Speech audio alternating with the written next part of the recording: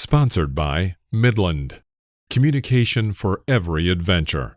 The industry leader in radio communication technology and innovation for over 50 years. Always remember, the opinion you follow should be your own. Just consider the things stated here to be a second opinion from a complete stranger online.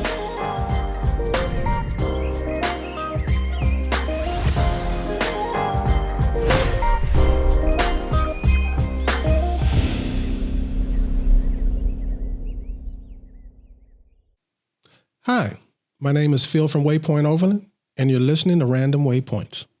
All right, so here we go. Welcome to another episode of the Random Waypoints podcast. We'll be doing an episode every week, so like, share, and subscribe. Hit the notification bell to make sure you don't miss an episode.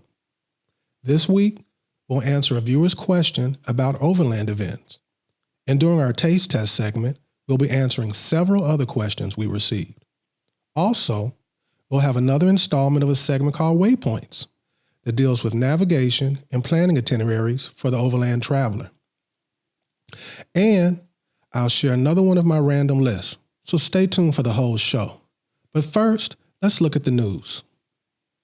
During this segment, we'll cover various topics with a connection to overlanding in some way. It could be land use news regarding the national parks or the Bureau of Land Management.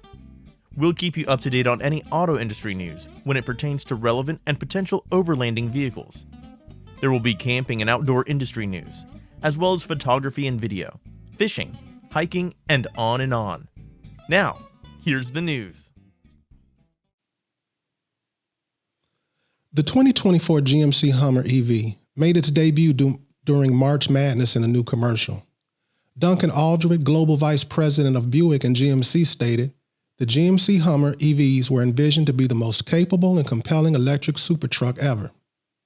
The new HUMMER EV SUV is the next chapter, which will offer many options for customers to tailor the truck to their lifestyles while continuing to encourage them to forge new paths with zero emissions.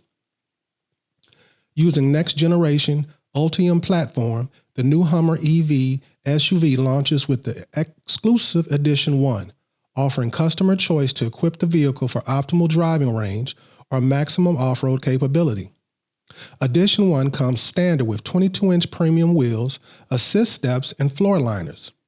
The available Extreme Off-Road package adds 18-inch wheels and 35-inch mud-terrain tires, underbody armor, rock sliders, front e-locker and virtual rear lockers, heavy-duty ball spline half shafts, UltraVision 2 with underbody camera views, and more. Expected best-in-class off-road proportions will help make the new SUV maneuverable while also making the most of the Hummer's available signature features such as crab walk, extract mode, and more. The SUV's looks remain rugged and includes a new rear design with mounted full-size spare tire. Inside, a similar 5-passenger layout from the pickup remains and includes a large and useful rear cargo area. With a 126.7-inch wheelbase, giving it expected best-in-class off-road proportions with impressive departure and breakover angles. And a tighter turning circle of only 35.4 feet, with 4-wheel steer standard on 2X, 3X, and Edition 1. An immersive interior puts the driver at the center of every moment, including customizable multi-sensory user features and an open driving experience with the standard Infinity roof with removable sky panels. GM's Ultimum Drive system offers up to 830 horsepower and up to 11,000 foot-pounds of torque, enough power for super-fast 0 to 60 mile-per-hour sprints in approximately 3.5 seconds. The 20-module Ultimum battery system offering up to a GM estimated 300-plus miles of range on Edition 1. Additionally, all HUMMER EV SUV models feature the enhanced version of Super Cruise, an available driver assistance technology offering hands-free driving on more than 200,000 miles of enabled roads, and a new automatic lane-changing feature where the system can determine when a lane change is optimal and initiate the maneuver while following signal protocols. When production begins in early 2023, the HUMMER EV SUV Edition 1 will have a starting MSRP of $105,500, and when equipped with the available Extreme Off-Road package, the starting price will be $110,500. More information and reservation details are available at gmc.com/HUMMEREV. In national park news, Mesa Verde National Park in southwestern Colorado just became one of the world's newest international dark sky parks. Mesa Verde National Park, which spans more than 52,000 acres in southwestern Colorado and includes more than 5,000 known archaeological sites, just became one of the world's newest destinations to receive the designation. This national park is an epic spot for stargazing. Mesa Verde National Park Superintendent Cliff Spencer said in a press release, "National parks are some of the best places in America to see a breathtaking array of stars, planets, and neighboring galaxies." The park's official dark sky certification recognizes the exceptional quality of its night skies and its sustainable approach to lighting. Parks have to apply for the certification, which is a multi-year process that includes light pollution surveys, taking an inventory of light sources, and sometimes making energy-efficient upgrades. In the U.S., Minnesota's Voyager National Park, Montana's Glacier National Park, and the Grand Canyon in Arizona are among the sites that have earned accolades from the International Dark Sky Association. The International Dark Sky Association is an organization aimed at combating light pollution around the world. Now it's time for Random Lists. Random Lists is all about lists Waypoint Overland has created on an array of topics, such as top 5 national parks, top 10 trails in the United States, top 10 fill in the blank. I think you get it. Some lists will be pure fun, and others very informational. But they all will have a connection to overlanding in some way. We're very interested in hearing your suggestions for upcoming lists in the comments. Now, here's our random list.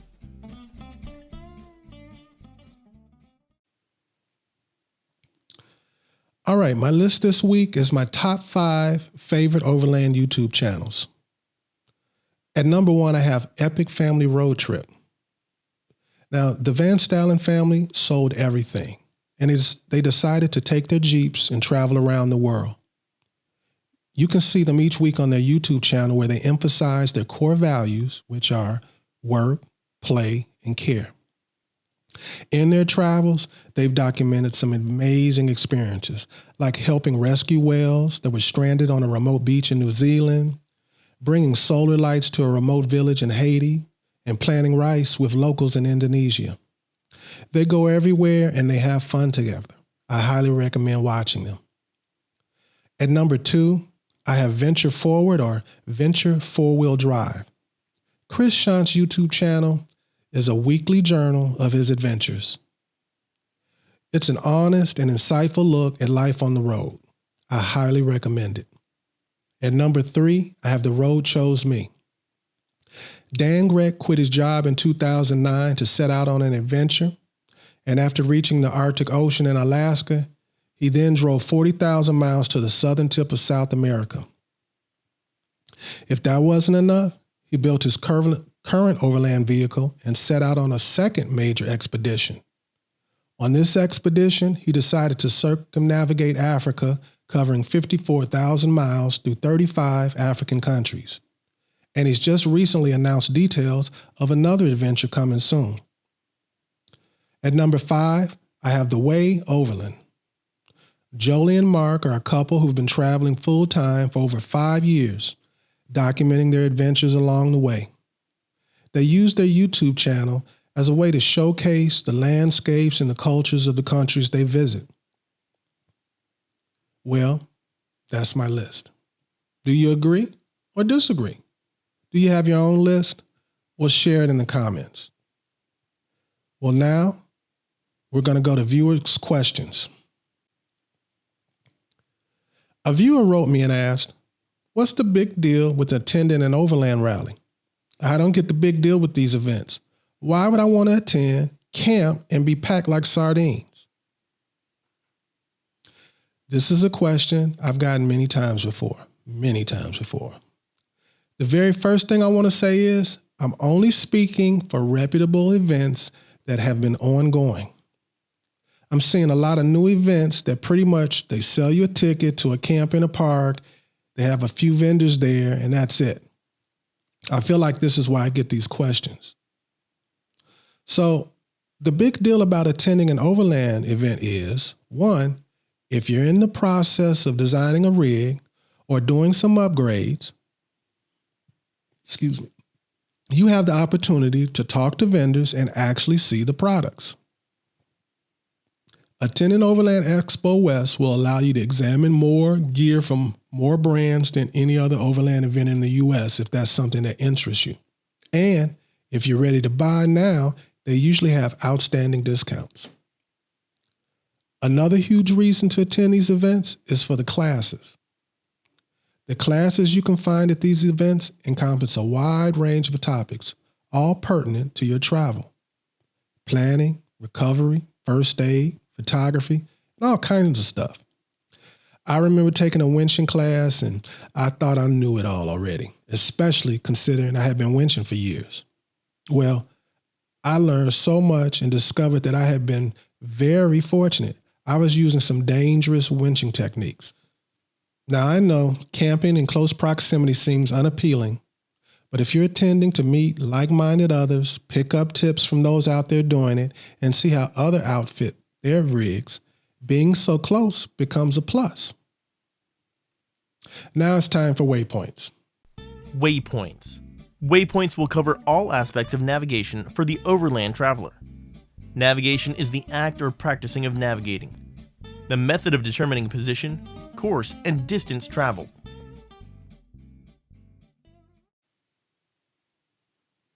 Today, we're going to look at travel itineraries from a solo traveler's perspective.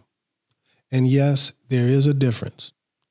When it comes to solo travel, your first thoughts may be waking up with a hot cup of coffee, relaxing lazily in your rooftop tent, and unzipping a window to appreciate the epic view outside. Well, all those things can happen, and they most likely will happen. But somebody has to get up at the crack of dawn to make that coffee. And if you're a solo traveler, the answer is always you. You is going to be the answer for everything that you want done. Now, over time, you'll hone your skills, you'll pare down your gear to exactly what you need, and form a strategy for getting all the things done that make your trip epic for you. Now, with that said, there are some things that you need to get right in the beginning. You need to get it right the first time. And one of them is security. When traveling solo, security should be part of every single decision you make when planning and when you hit the road. When you're traveling solo, there's nobody to stay with your rig when you grocery shop. And a rig without a town plate is attractive to professional thieves, as well as the opportunist. When you're camping remotely, solo, things can go sideways at any time for so many reasons. It could be some crazy person or people, mechanical problems, or a self-inflicted injury. This requires taking in consideration just about every possible scenario and planning for it. For instance, I like to Google in advance possible resupply points, like grocery stores, gas stations, things like that. I'm looking for the views of the stores and of their parking, because the most common security issue the majority of overland travelers confront is smash and grabs. So I choose places that have big windows and a parking lot so I can watch my rig the whole time. Now, thieves often surveil parking lots and side streets, and it's usually easy pickings for them. People usually park their cars and attempt to hide their valuables, but you stick out like a sore thumb when you do that. So before getting them to my destinations, I securely put away anything of value. Then I drive to my destination, and I make sure I wasn't observed or followed. Today, social media has inspired many to start overlanding, but it's also created new security challenges. And I've learned this the hard way. A few years ago, when I started posting my journeys on Instagram, I had 2 experiences that changed how and what I post on Instagram. I had someone use the information that I posted on my Instagram to meet up with me. He was waiting on me when I arrived to my destination. And then I had a second situation occur, but it was in a remote area. This time, they used information, put it together, and deduced where I was heading. I didn't put where I was. Look, I don't want to stop seeing and reading about all the exciting things people do on their trips. But please take heed. Make sure you know what information you're displaying and how your location can be extrapolated or deduced. You need to decide for yourself what your security measures are and which ones to have in place if that fails. And I won't be suggesting any. But I will say in my case, you're at grave risk approaching me in the middle of nowhere. Some of the best tips I don't feel is smart or ethical to discuss in a public forum. But in my experiences, the best tips have come from fellow travelers. No matter what, you need to be proactive and plan your security now. Well, let's move on to taste tests. Taste tests. Taste test is where we evaluate the taste of a food product, whether on its own or compared with other products. Some taste tests will be conducted blind, while others will focus on a particular brand or item.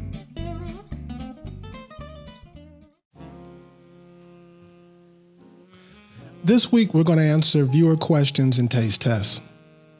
I won't be reading them all, but the gist of their questions was, I don't drink tequila.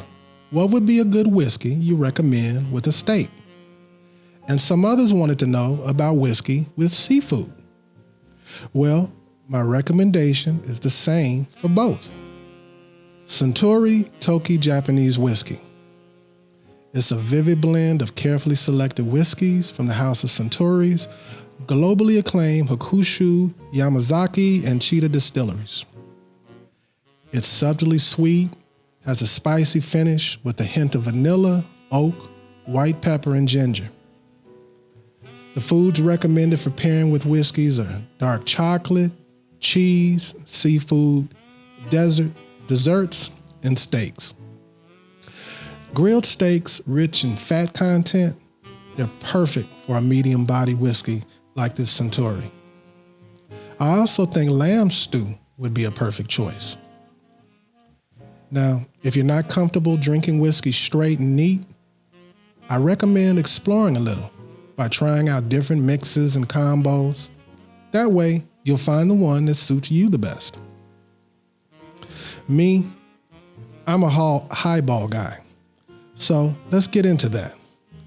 Now, if you don't know what a highball is, it basically starts off with a big chunk of ice. You can have little smaller pieces, but that's not going to be optimal. You want a big piece of ice because this is chemistry we're going to be doing here. So let's start by opening this up. And like I said, the very basis or foundation is the ice. And you make your own ratios. Like I said, you make your own ratios.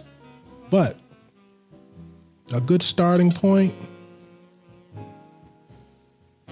is about a shot.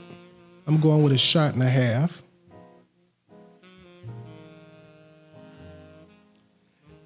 And from here, most highballs, either club soda, tonic water, ginger ale, some kind of carbonated beverage, 7-Up, Sprite.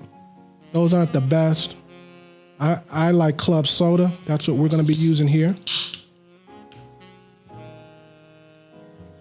I'm pouring it over the ice slowly. And the reason why we want this piece of ice is because we want it to slowly melt.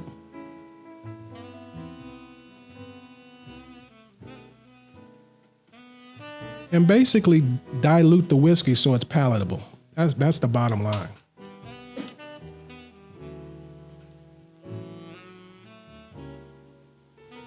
Now, I'm not a whiskey person. So another plus about this Centauri whiskey is this is a whiskey that I would have someone who doesn't like whiskey drink if they're going to drink whiskey. It doesn't have the harsh flavor of other whiskeys. It's on the sweeter range of a whiskey, if there is such a thing. So if you notice, I'm not rushing to drink this. And there's two reasons. One is because I'm a punk and I want this thing to melt and dilute a little bit, but that's part of what a highball is all about, which is my second reason. I'm pretty much following the rule of thumb. When you have a good whiskey is not a shot whiskey. A good whiskey is going to be something that you can drink as a shot, but it's a good sipping whiskey too. The few foods that you might add whiskey to for cooking, this is a good whiskey to use.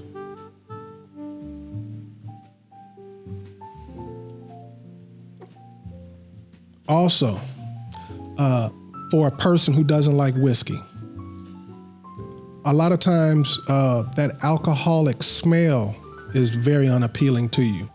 That's not the case with this. I'm not saying it doesn't smell like alcohol, but you're not getting the kick you can get from some other whiskeys out there. A lot of whiskeys out there.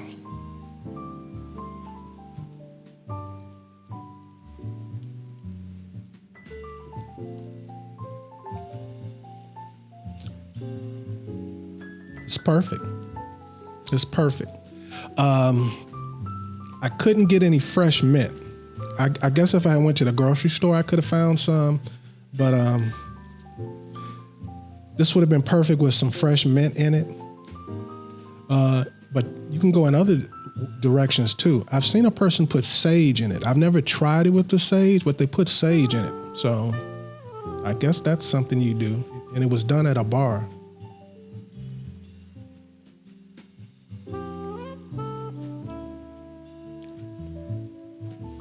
Now, you guys are probably used to me eating something while I drink if I'm drinking alcohol on taste test. But this is the rare whiskey that I can sip. I don't need some lime or some lemon to constantly bite on. I don't need any salt. I don't need some food to break up the taste. With the club soda and the ice cube, it's perfect. I can drink 4 to 6 shots and I'm cool. That's a lot of shots of whiskey for me. You guys already know I'm more of a tequila person. I'm actually a gin person, but I keep drinking tequila, so you're probably thinking tequilas are my favorite, but I'm actually a gin person. And I'm not going to tell you what that is. Maybe next week I'll let you see what some of my favorite gins are. I have more than one favorite, and I think you'll like them. So I think I might do that next week.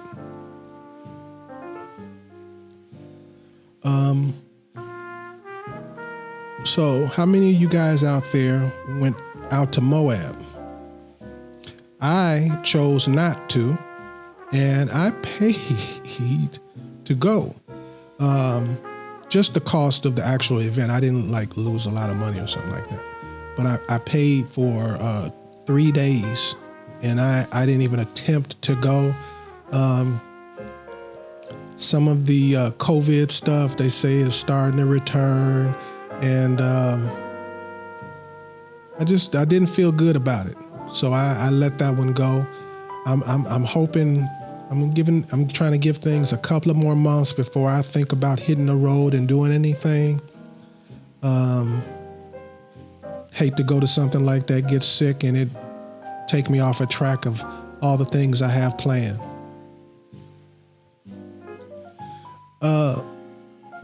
Some people asked me specifically about some footage a few weeks ago that I shared on here.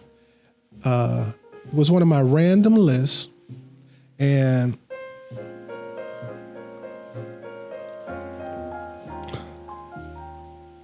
Well, actually, I used footage a couple of times. One of them was for a random list, and I was talking about places and events to go. And I mentioned the Albuquerque Balloon Festival. And I showed footage. And I've been asked a few times about the footage. Pretty much on my podcast, everything is my photography and is my video footage. Unless like in the news segments when the cars, those are obviously from the car manufacturers and stuff like that. But basically everything that as far as photography and videography, that it's all my stuff. I have terabytes and terabytes and terabytes worth of footage. I have just terabytes of footage of just my little GoPro recording, you know, as I drive, because I keep it just running.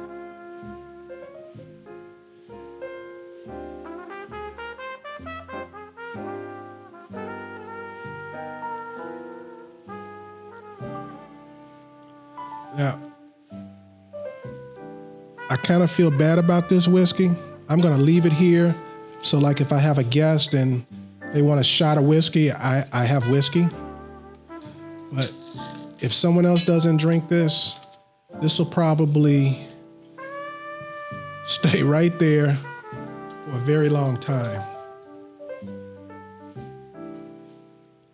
So I'm not going to indulge in this like I normally do with the other drinks because whiskey is not my thing, but I was asked a specific question that I think I had a good answer to, and it was, what was a good whiskey first for going with a steak? And that's a new thing now. It used to be, you know, you drank before, you drank after. You didn't drink hard liquors with your foods, but whiskeys and bourbons now are being very commonly drank because of the quality. They're being commonly drank with meals now. Good whiskeys are not shots anymore.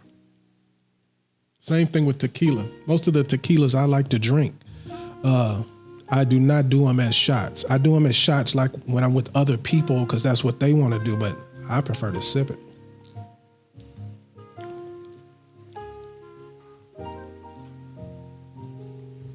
So, some other people weren't concerned about what was good with the steak. They wanted to know what was good with seafood. So I thought this was perfect because this goes great with seafood. Matter of fact, most of the images that I pulled up on Google when I was doing my research and deciding what I was going to do, almost every picture was paired with food. Seafood. So now that I've answered that, we're going to move on and I'll be right back. I was asked for a beverage suggestion again.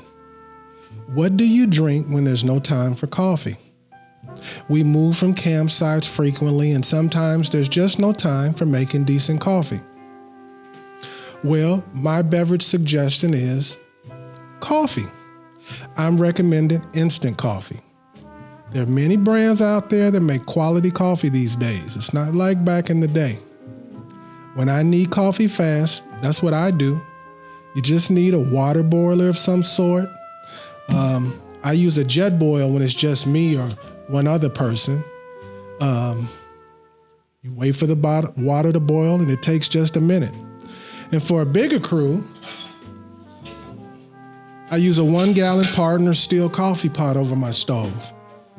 And I only chose the Partner steel because my stove is Partner steel. But any brand of pot will do. Now, the coffee that you'll find in my rig is 365 Whole Market Instant Coffee Vienna Roast. Now, what's great about this particular coffee is it's great hot or iced. So even if you don't have time to boil water, coffee is still a valid choice. So I really like this. I made me a cup and let's try it out.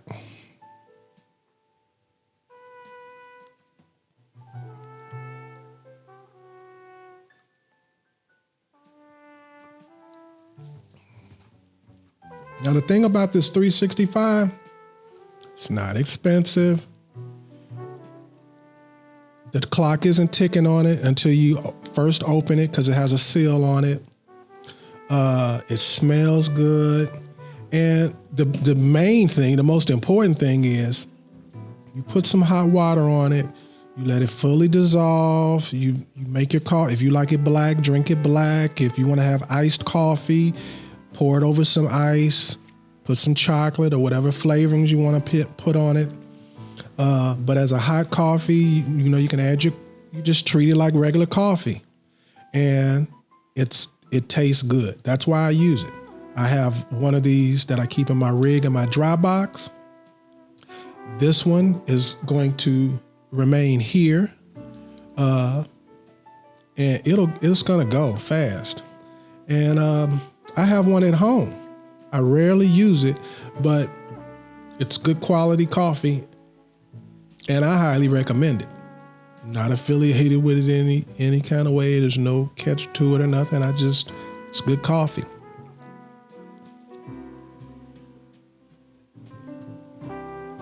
I thought that was a good question because even earlier in the show, I spoke about how, sometimes it can be work to make a cup of coffee. I mean, getting up at the crack of dawn, maybe you have to pack up, fold your tent up, blah, blah, blah, blah, blah. Taking the time out to waste a dish or two, or to just the actual time to make the coffee, you just don't have it. Maybe you're with a group, so there's even pressure to keep up with the pace of the other people on your team to make sure that you're not the person holding everybody back. So that's the main reason I have the coffee. I don't use it very often. It's usually specifically for what I just described. Time is of the essence, and I don't want to hold someone else back. I don't want to be the stumbling block for our progress. But other than that, I really don't drink it. My opinion is if I'm going to boil the water, I might as well do a drip.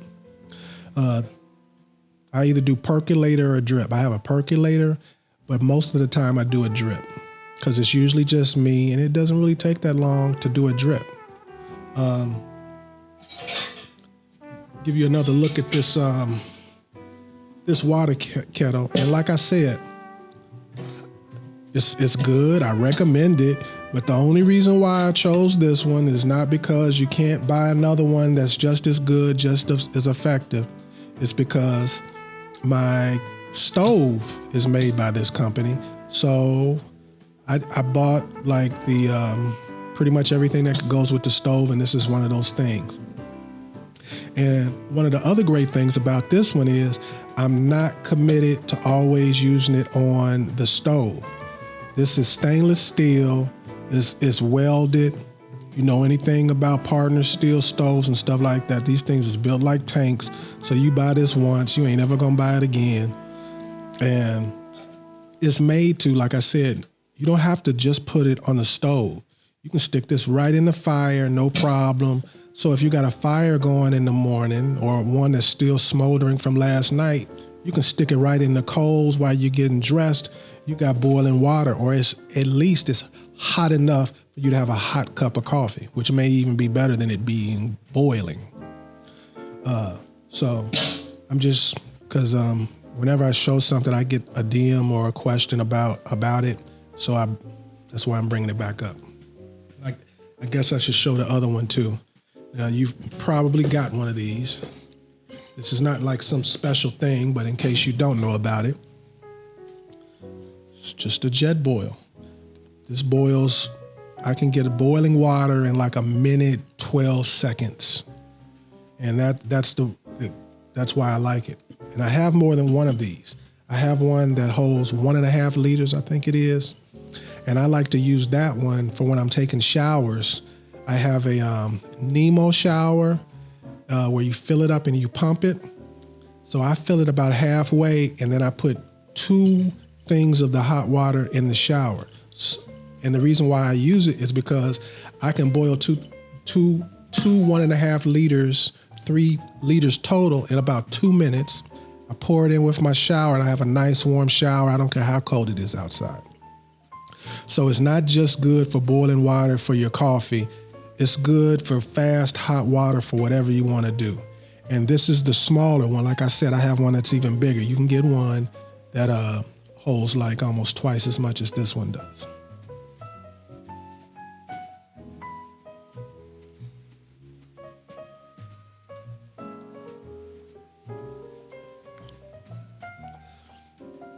So what do you guys think about when I'm doing my research for the show every week?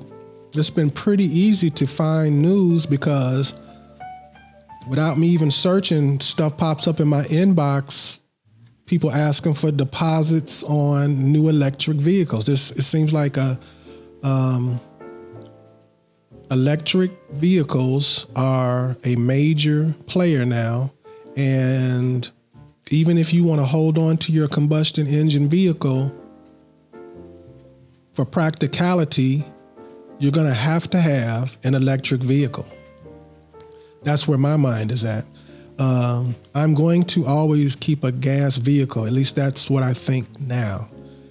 But I am seriously considering my next vehicle being an all-electric vehicle for overland travel. All of the vehicles that I'm considering, they're either coming out this year or next year, and whichever one that I whittle down to my finalist, I'm not gonna buy it this year or next year. They've got to be on the road for a while. I got to hear about all the problems. I got to hear, about these incredible batteries that I keep hearing about. I want to make sure that these ranges that they're saying are very accurate, because everybody's reported mileage for these batteries is kind of borderline of what I would require. And there's not too many options to increase the mileage. Some of them have some options to increase your mileage, but I would really like to see an increase in mileage and some kind of way to use solar energy to either continuously feed them and charge them, or when, at least when you're camped, you can set something out and get them back up.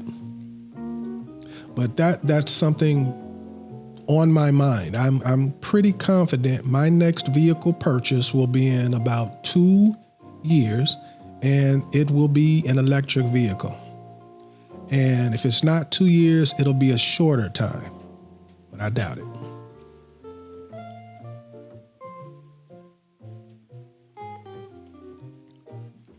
So does anybody use instant coffee anymore? I never see anybody use instant coffee, and when I pull it out, people look at it like it's a museum item that they haven't seen in 100 years. So I remember growing up, you'd see instant coffee right next to regular coffee in people's pantries. It was very common.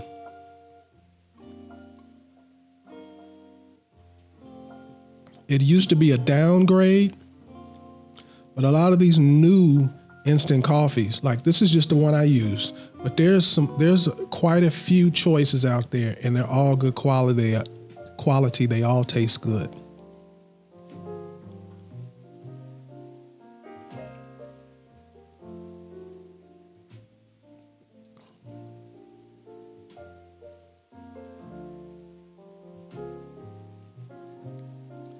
So we answered your questions this week through taste tests. I hope I get some questions, and I have been, but I would like to get more questions about actual overlanding. If you have those questions, ask what you want to ask, but I just would like to see some more questions about some other things. Because most of the questions I'm getting is about liquor and food. I got so many questions about liquor and food, I had to decide, was I going to go with liquor or food for taste tests? And I still have some questions that I didn't answer. I couldn't figure out how to fit them all into one show. Maybe I'll separate taste tests from this, because I get a lot of response to the taste tests. DMs, questions, emails, all kind of stuff. So I may be even reconfiguring this podcast where I spend more time on news and issues and things like that, and then have the taste test where it'll focus on things that you would eat and drink overland, and have just two separate shows. Because the amount of input I'm getting, I feel like that needs more attention. You guys let me know in the comments what you think about that, please. Or hit me up and just let me know. I want to know. However you get to me, let me know. So that's the end of the show. And with that, I want everyone to stay safe, tread lightly, and hopefully I'll see you here or on a trail soon.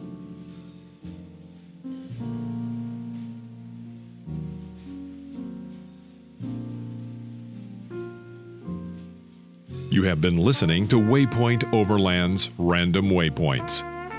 Like, subscribe, and stay tuned for more.